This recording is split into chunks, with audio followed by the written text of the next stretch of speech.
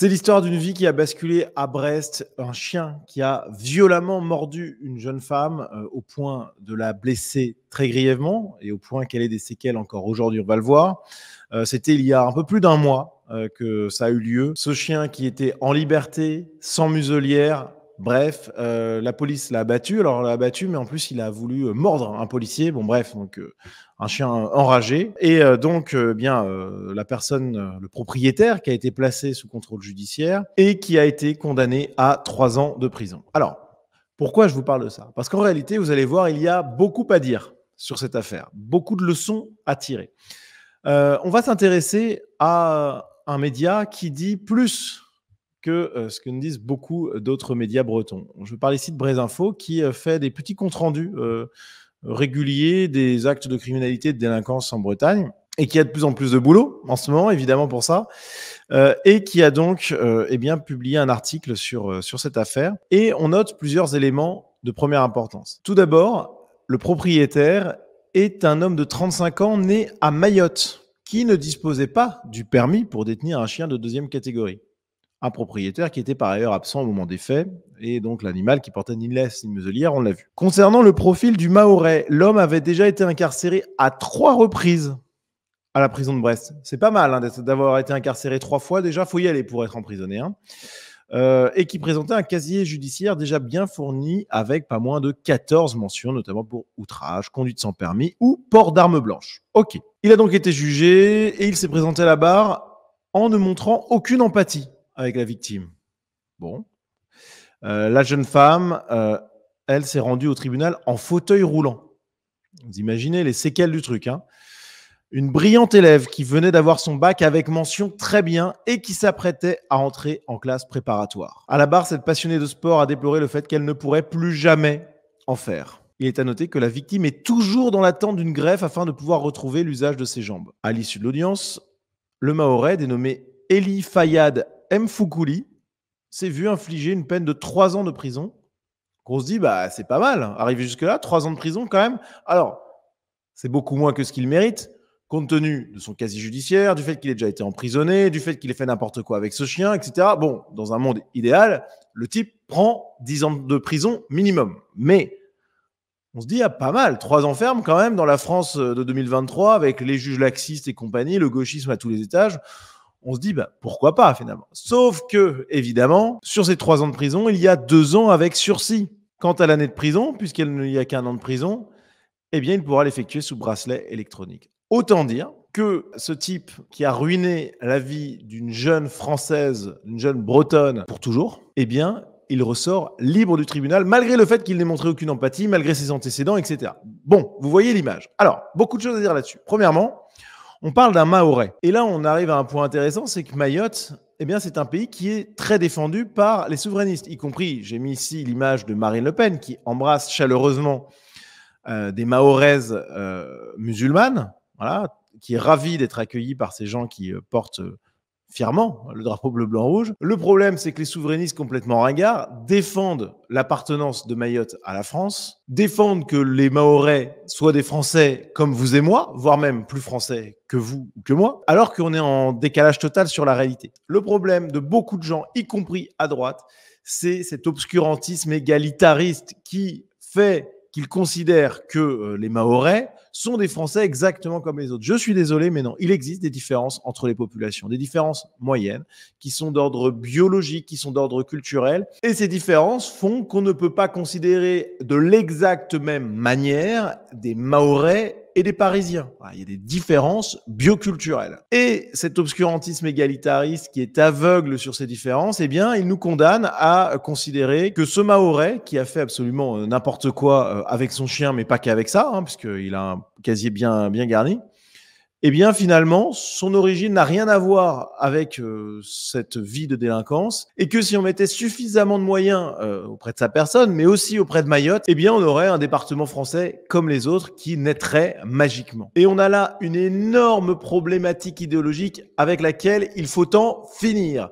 Je vous renvoie à cet égard vers 2 vidéos que j'ai réalisées. Population humaine, différences génétiques et controverses, une vidéo qui atomise l'obscurantisme égalitariste qui postule qu'il n'existe pas de différence moyenne entre les populations, et une autre vidéo, très intéressante également, sur la surdélinquance extra-européenne aux États-Unis, pays où on a des statistiques ethniques, et avec des éléments de contexte, de mise en perspective dans cette vidéo, qui permettent, eh bien, pourquoi pas, d'envisager que cette surdélinquance, elle n'est peut-être pas que d'origine culturelle, environnementale, acquise. Peut-être qu'elle vient d'ailleurs. Et ce genre de fait divers, c'est un cocktail diabolique où on a beaucoup de choses qui sont dites. Premièrement, donc, le rappel qu'il y a bien des populations avec une propension à la surdélinquance. Voilà. Il y a également aussi là-dedans un espèce d'angélisme. Là encore, une déclinaison de l'égalitarisme.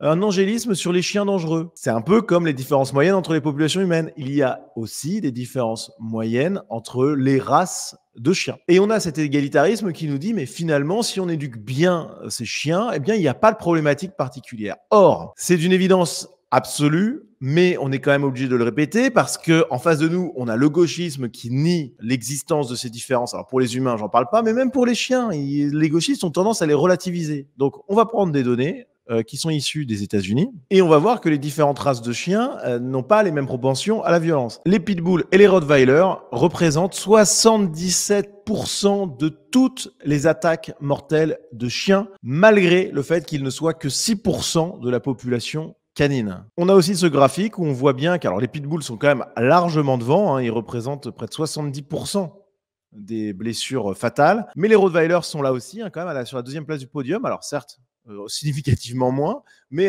c'est quand même pas anodin. 11% des morsures mortelles de chiens aux États-Unis sont infligées par des rottweilers.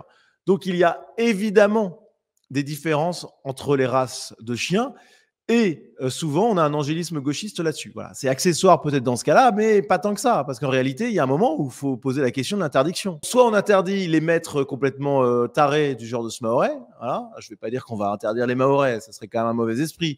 Mais soit on interdit les mauvais maîtres, soit on interdit les mauvais chiens. Voilà. Le mieux, c'est de faire en sorte qu'il y ait le moins possible de mauvais maîtres et qu'on n'ait pas de chiens dangereux. Voilà. Mais en tout cas, il faut faire quelque chose. Et il faut surtout sortir de cet obscurantisme égalitariste qui, dans tous les domaines de la société, nous emmène vers le drame. Et puis, il faut revenir justement à ce drame. Là, ce qui se passe, c'est quand même qu'on a une jeune femme, brillante élève, bac avec mention très bien, classe prépa, sportive, la vie devant elle. Et son destin est brisé à cause d'un Mahorais multirécidiviste, passé 3 fois par la case prison, qui ne devrait pas être sur le territoire. Je suis désolé, mais il y a un moment où il faut qu'on accepte de regarder la réalité en face. Et Mayotte, ce n'est pas la France. Voilà, c'est un territoire qui peut appartenir à la France, pourquoi pas, sous un statut particulier. Mais il y a un moment où on ne peut pas accepter n'importe quoi non plus. Bref, en tout cas, voilà, elle a une vie qui est brisée à cause de ce Mahorais, multirécidiviste. Là encore, à la limite, c'est même pas la question qu'il soit Mahorais. Même si pour moi, ça rajoute quand même un petit côté, voilà. Mais multirécidiviste, passé plusieurs fois par la case prison. Mais qu'est-ce que ce type faisait encore en liberté? Et qu'est-ce qu'il fait encore en liberté après ça? Parce que je vous rappelle qu'il ne fera pas un jour de prison à cause de ça. Il a brisé la vie d'une jeune femme brillante et il s'en tire sans problème. C'est inacceptable. Je veux dire, il y a un moment où il faut que ça s'arrête. Il faut que les juges laxistes, ils payent le prix. Là, c'est très bien. Brésinfo, et c'est tout à son honneur, on les salue évidemment, donne le prénom et le nom du coupable. Ok, donc c'est très bien. Mais ce qui serait encore mieux, c'est que voilà, on arrive à avoir le nom des juges et qu'on puisse avoir un système, pourquoi pas, je réfléchis comme ça, à l'américaine, où on élit les juges. Voilà, qu'ils soient responsables devant le peuple d'une manière directe. Parce que ce genre de verdict abominable, il ne devrait pas avoir lieu.